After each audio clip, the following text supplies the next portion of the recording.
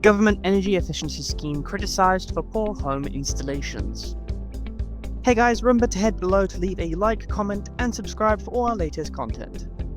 98% of homes with external wall insulation installed under the government's Eco scheme have major issues due to poor oversight and lacking installation quality. The energy company obligation was meant to tackle fuel poverty and carbon emissions. Instead, it's left tens of thousands facing damp and mold.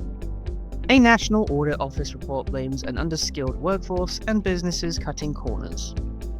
It says that standards were unclear and the Department for Energy Security and Net Zero's consumer protection system failed to catch these problems early.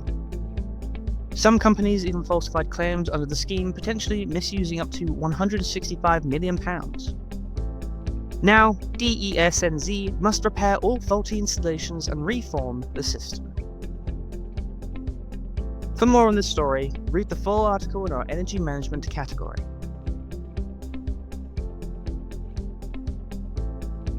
Read more at TWinFM.com.